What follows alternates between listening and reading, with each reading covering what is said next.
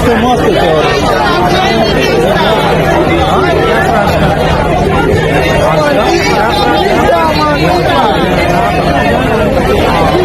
good about viewers. This is Satellite Media. Let us look at the issue involving Samoa Ekpa in Finland. We understand that there was protests that took place in Finland where Igbos, Biafrans, were demanding for the release of Samoa Ekpa on the basis that he is not inciting them as claimed by the allegation against him.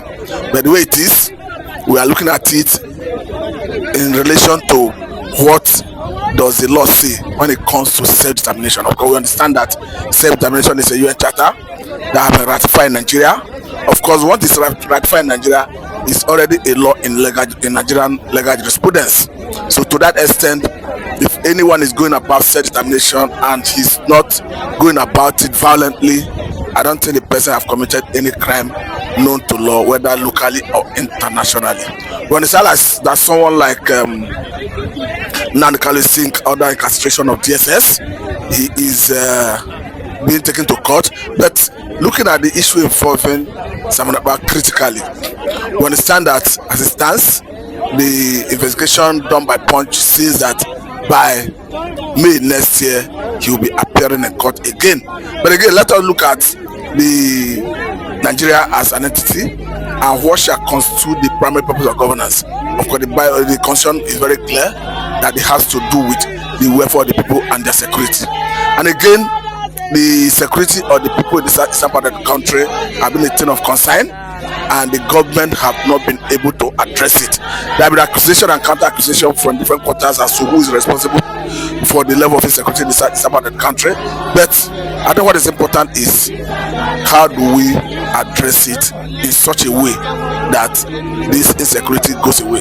We have seen so many people come out to speak, and the other time the Igbos leaders and elders have made it clear that arising Samoa Ekpa is not a panacea for peace in that region. Rather, that what they need to bring the peace is ultimately the release of Mazi Nandekalo. And so many people have reason to say that the name of Mazi Nandekalo is being used by some persons who want to use it to perpetrate crime. But however I look at it, I think the release of Mazi Nandekalo is at the heart of what will engender peace in that region. Because what is important is how to get peace in the environment. And if the release of Mazi Nandekalo will engender the peace, I think is the way to go. We understand that before now, the Court of Appeal in Nigeria already ruled that Nandekalo was extraordinary rendition from Kenya to Nigeria, as such that federal government of Nigeria already lost every right to prosecute him, and he should be released unconditionally. So the federal government appealed that case, and as it stands, that case is still pending in the court, since Supreme Court have asked the case to go and start from afresh. But the way it is, the protesters who still protest in Finland are demanding for the release of Samoa Ekpa, who they say he is not inciting them, who they claim he is a freedom fighter, that he's not inciting violence as claimed by the allegation leveled against him. But again, I think it behoves on the authorities in Finland to determine all that, because I understand that Finland is a country that runs on rule of law, a country that respects people's rights, that will not infringe on people's rights, that will not trample on due process. So I think it is when the court take decision that the public will get to know the true position. But as it stands, I think the right thing to do is for even the government to see beyond arrest of Samoa Ekpa, beyond the detention of Nandekalo himself, because we have seen in so many areas, in so many instances, that arrest, intimidation, coercion does not necessarily bring the needed peace. So unlike the Nobel laureate Professor Wole Soyinka made it abundantly clear severally that Biafra is an ideology, and as such that you cannot defeat ideology through the power of gun. That if you want to address it, it must be through ideological point of view. To that extent, he's talking about engaging people on a roundtable discussion. Of course, no matter the extent of conflict or war as the case may be, it always ends on roundtable. So the earlier people embrace roundtable, the better for sanctity of life. Because for me, life is sacrosanct, and it should not be wasted when it is avoidable. And we have seen so many instances where life is wasted in a situation where it could be avoidable. I've equally seen the senator representing Delta North Senatorial District the other time coming out to say clearly that, of course, arrest of Simon Ekpa is not the solution, because of course he made it very clear that if you arrest Simon Ekpa, that 100,000 Simon Ekpa will emerge in what looked like the man prophesying. We are seeing the replacement, whether you call it replacement or somebody standing in for him. I'm talking about Dr. Ngozi Orabuezi, who of course we understand she was his chief of staff before he was arrested, and since the arrest she had been performing the role of Simon Ekpa himself. We saw what transpired during the declaration of Biafra in Finland.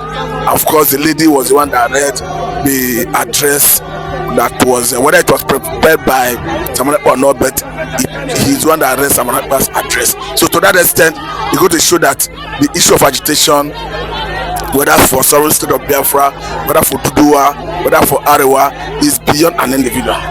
And that's why the government must engage different voices to see how they can address such issues, because if you are not addressing it, you are kind of postponing the evil deeds.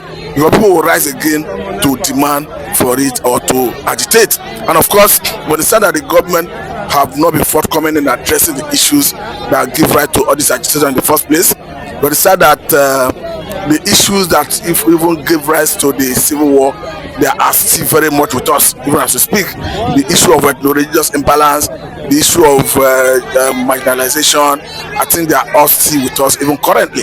And it's quite unfortunate that after the war, the government declared no veto, no vanquish. And after the war, the government did not follow through to address all their plans, because they made us understand that they were going to be 3R, talking about reconciliation, reconstruction, and reintegration.